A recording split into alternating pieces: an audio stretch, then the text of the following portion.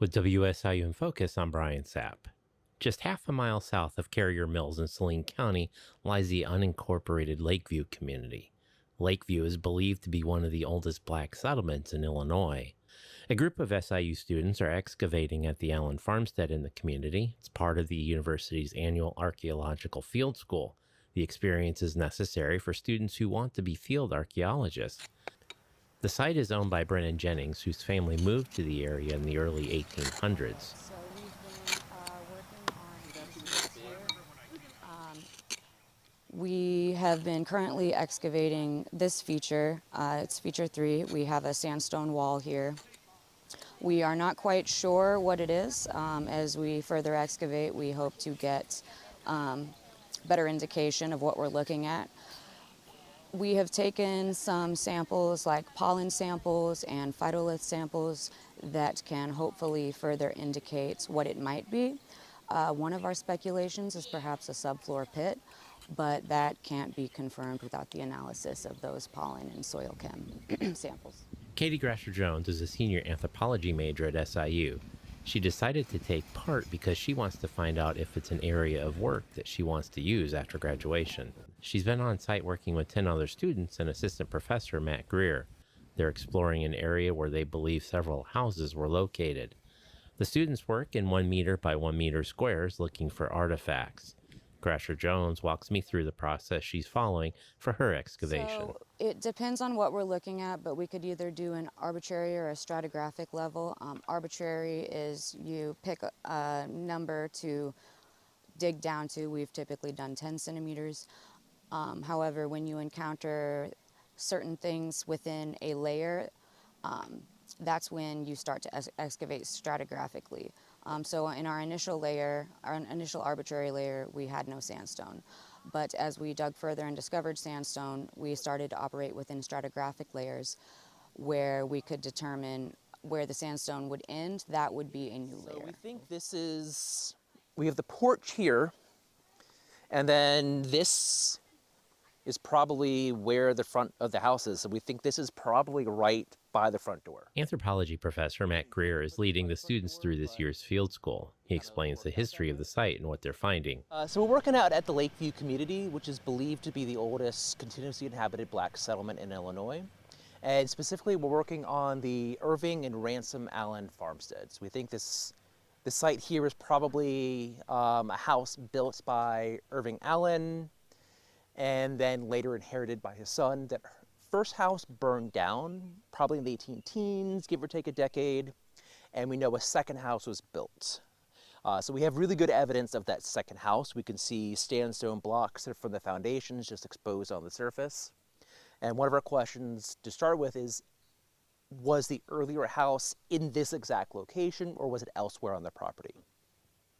And we're getting a pretty good sense so far that some sort of building was here. We're seeing a bunch of artifacts, and especially nails that predate the 1880s, which wouldn't be here if this earlier house was not located in this particular spot. And now that we know both houses are here, we're looking for artifacts that can tell us about the life of the Allens. What was daily life like? What were they eating? What were they playing with? What kind of work were they doing? They have found a lot of child toys. They found a doll's head at one point in time, and they have found like wagon wheels, tiny wagon wheels that kids would have played with underneath the front porch. They also found a perfume bottle that dates probably back to the 1900s as well. These artifacts are on the site that's been in Brendan Jennings' family for generations. His ancestors came here as runaway slaves leaving North Carolina on the Underground Railroad. He grew up hearing stories from his grandmother and father about the history of both freed blacks and runaway slaves who made up the community. He's been working to connect artifacts with these tales he's heard his whole life. Just from an intellectual level, this is fascinating, seeing so many layers of history within the ground that they're able to pull out, right in front of my, in front of my face on a daily basis. And then from an emotional standpoint, I can word it like this. I was in tears yesterday when they pulled out this tiny die that's possible, or a dice, and it could fit into the palm of your hand, and it's possibly made out of uranium dating back to the 19th century. But I was thinking, I was literally in tears, had to step away from the site, walk off into the woods and just cry, because I realized that this was probably a child's toy that was being held by my second great grandparent at one time. So it's a dual, it's a dual emotion. It's kind of overlapping emotions here. Greer says her goal as archaeologist is to tell a more complete history of the community, tying together artifacts, oral history, and written records. I think one of the really important things is archaeology grabs public attention. It looks really cool. We find things that captivate people, and it's a really good way to bring new aspects of local history in, because we can bring people in with the fact that archaeology is really cool, and then also, while people are engaged, talk about the fact that we have one of the oldest black settlements in the state here in Saline County, and we can sort of do that and sort of really broaden out the narrative of what Southern Illinois history is and who has been involved in creating history in this region. This work has had a powerful impact on Grasher Jones as she builds her skills for archaeological fieldwork. Awesome. It's really exciting and fulfilling to be able to work with the descendant community and connect them to their history. Also to bring attention to a community that is historically important in Illinois and has unfortunately often been overlooked. So we're very happy to try to help the community get in touch with their history and give them material culture that makes that a little bit more tangible.